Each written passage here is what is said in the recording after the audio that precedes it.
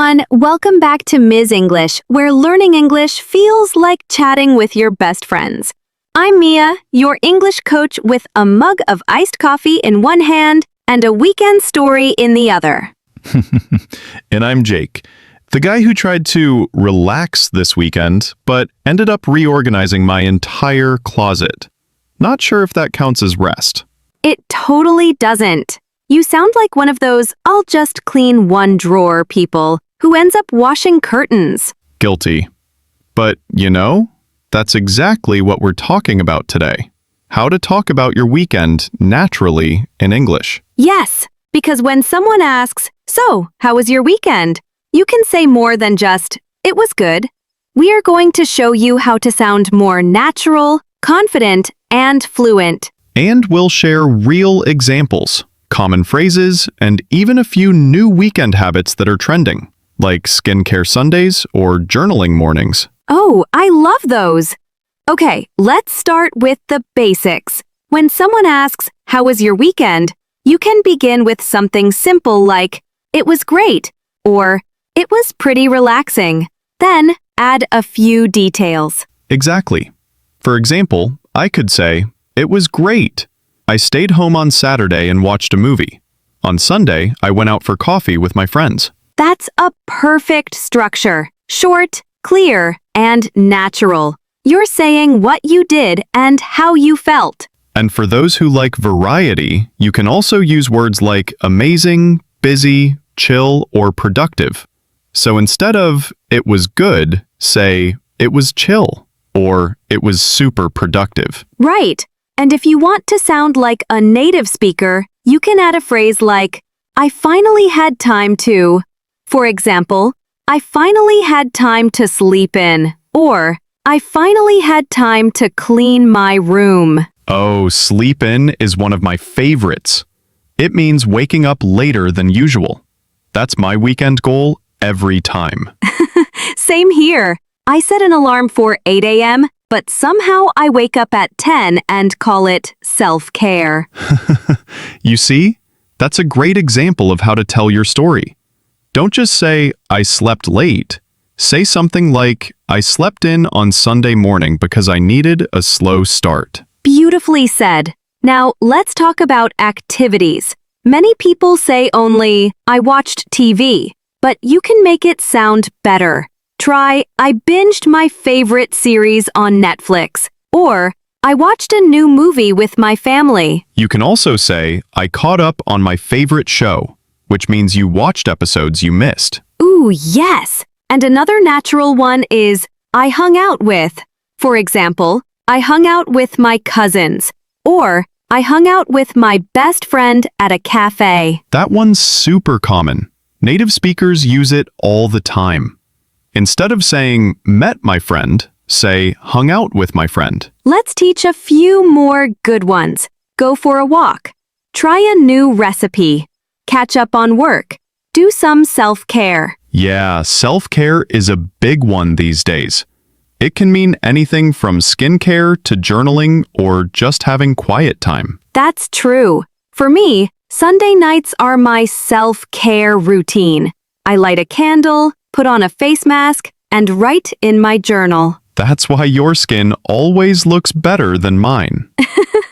You should join my Sunday club. Glow and grow.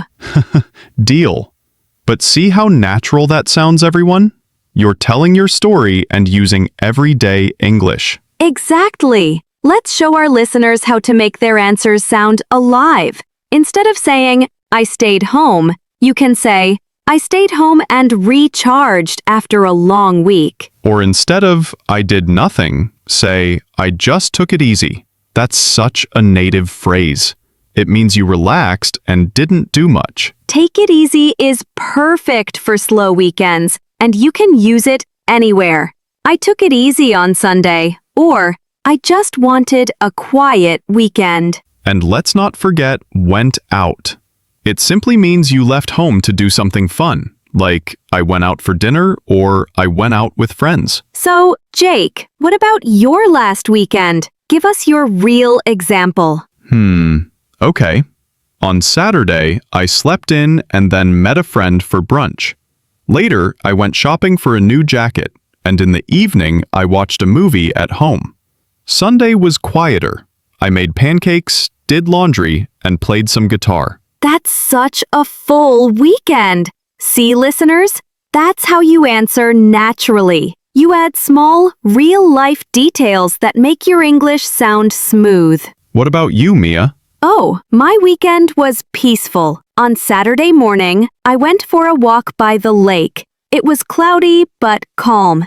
Then I made iced coffee, cleaned my apartment, and spent the afternoon journaling. Sunday was my reset day. Laundry, skincare, and planning the week ahead. That sounds like the definition of balance. It really helps me start the week feeling calm. Let's teach our listeners some emotions to describe how their weekend felt. You can say, it was relaxing. It was refreshing. It was exciting. It was exhausting. It was productive. Perfect list. You can even mix them. It was relaxing but productive. Like you chilled but still got stuff done. That's me every Sunday. Half resting, half pretending to clean. We all do that. Okay, now let's add a quick mini story for practice. Go ahead, storyteller Mia. Here we go. It was Saturday morning. The sun was shining and I made myself a cup of coffee. I met my friend for brunch, and we talked about our travel plans.